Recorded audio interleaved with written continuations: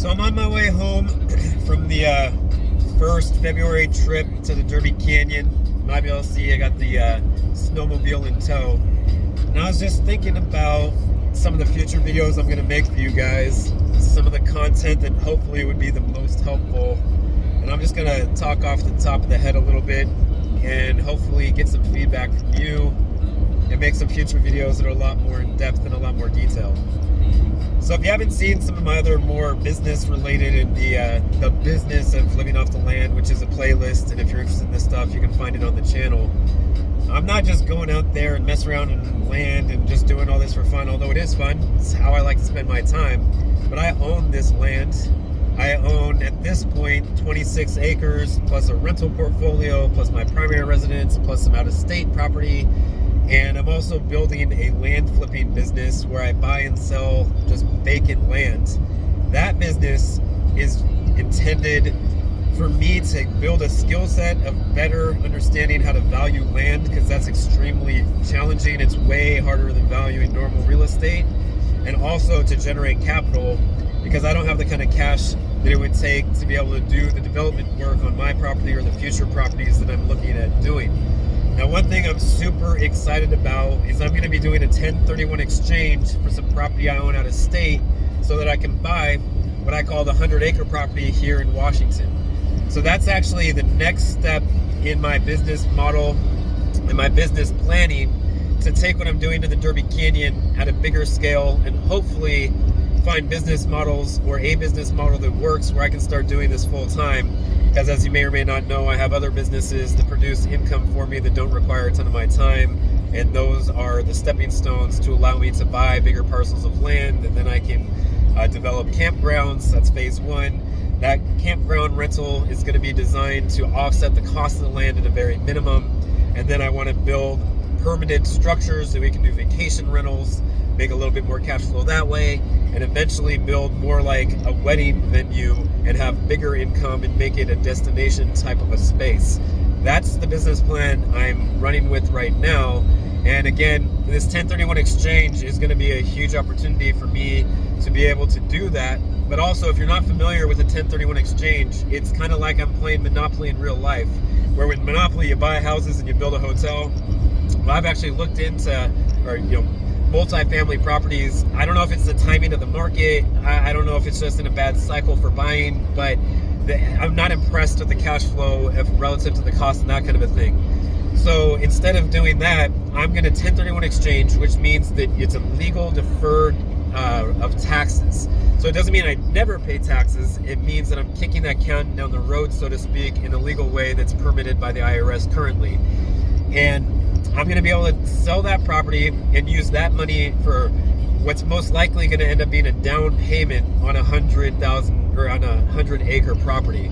I don't think I'm getting enough cash out of that sale to just buy that land outright, especially because I want that land to be definitely within 3 hours, in a perfect world within 2 hours of where I live, not just for my convenience, but I live very close to Seattle, and just the demand and having enough people in the area to make this work. I can't do this in like Okanagan County that's 4 hours from Seattle. There's just not enough demand. The numbers just don't work. Even though the land is super cheap out there, if no one wants to come, then it just doesn't work.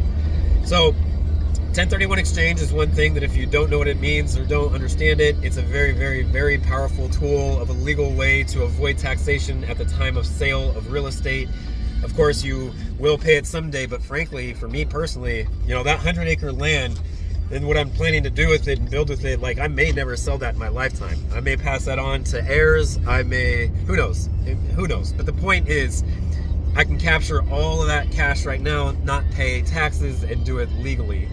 The other thing, again, I don't know if expanding on that more is helpful. I don't know what the viewers of this channel are looking to do themselves, or if you're just looking to join me on my adventures and all that. But the other thing is I can teach you guys how I have gone about buying land, because it doesn't necessarily take a bunch of cash. One of the things that I've done as a real estate investor, besides wholesaling, besides owning and holding rentals, besides flipping property for short-term profit like a fix and flip, I've also gotten to note investing, which means I buy mortgages. So I actually used to have 2 business partners where we had a small little investment fund. We raised $1 million. We bought about 20 notes. That was a 5-6 year venture, and that's something I just recently exited out of. But again, that was one of those things where I was able to build a skill set, learn a lot, and make a little bit of money while I did it. And so I've used that skill set to be able to buy properties in less than traditional or conventional methods.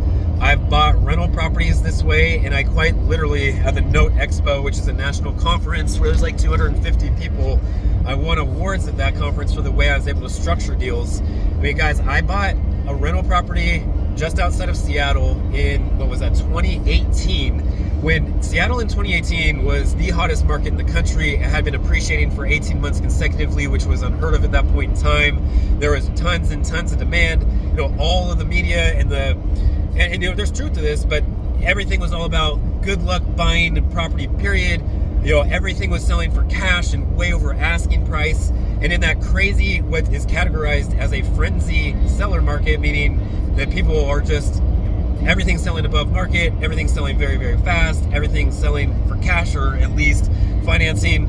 People were waiving inspection contingencies, which is crazy, and I would personally never recommend that.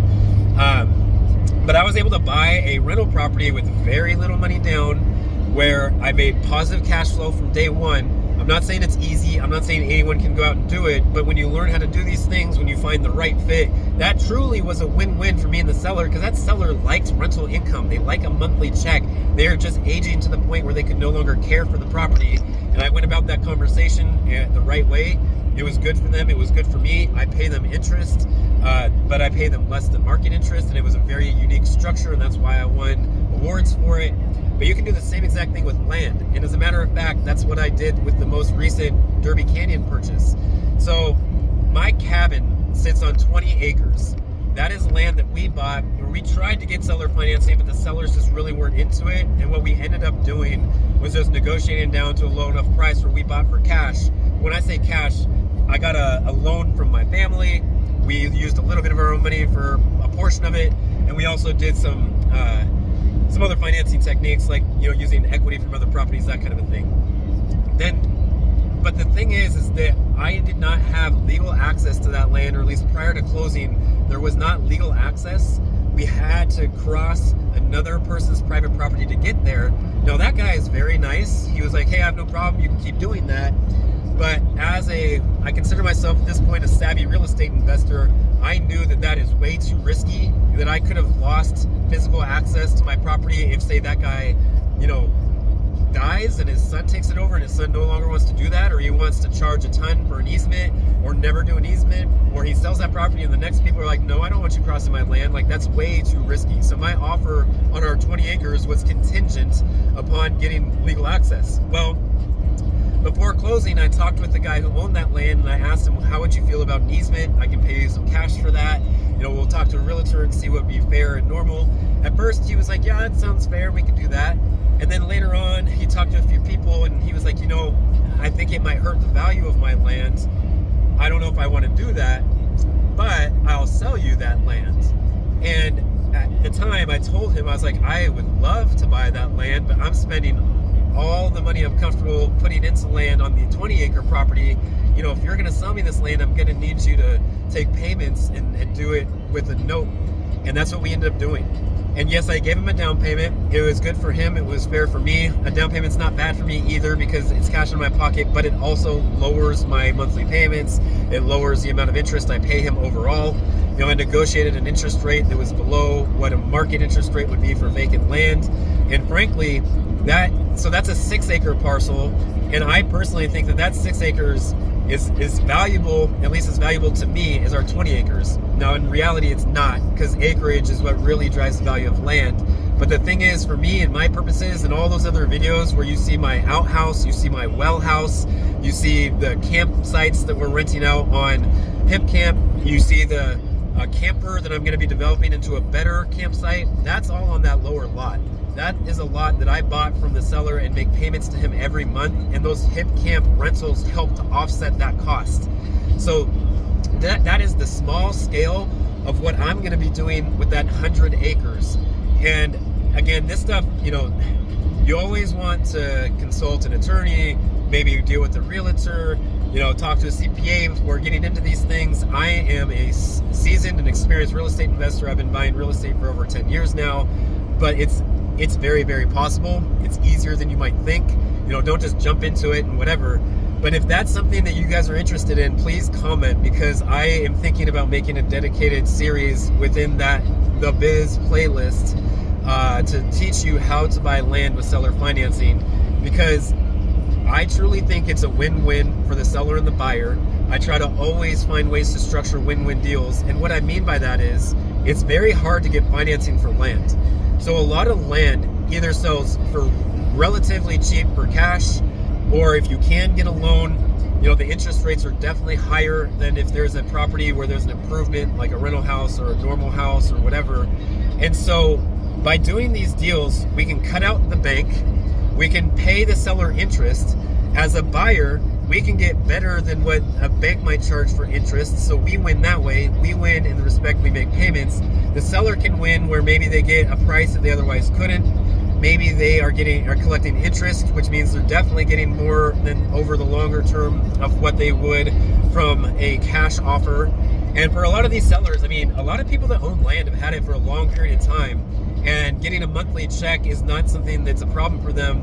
Whereas a homeowner who's selling their house, it's harder for them to do that if they're going to move into a new house, because you need cash to buy a new house or a down payment or whatever. So a lot of times when you have these people that own land, they've had it for a long period of time, taking a monthly payment works for them and it's something that they're happy to do, where that might not be as good for someone who's selling a house that's their primary residence and they're looking to buy a new house and that kind of a thing. So buying with seller financing, selling with seller financing, and doing so on land makes a ton of sense for a bunch of reasons. Out of all the things I just said, please comment. Let me know what would be the most helpful. Give me some direction into where I should focus my future, the business of living off the land videos and playlists. Love to hear from you guys. If you haven't already, subscribe.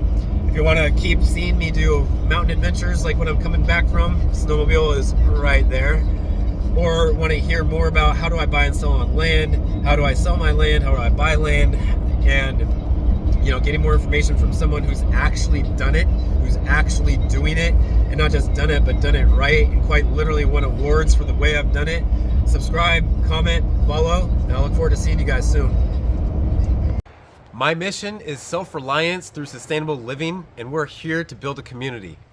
Click here to subscribe to be sure to get more awesome content for living off the land. And be sure to go in to enter for notifications. Click that bell, get notifications, and stay in tune. Subscribe, watch, and comment. Let's build a community. See you soon.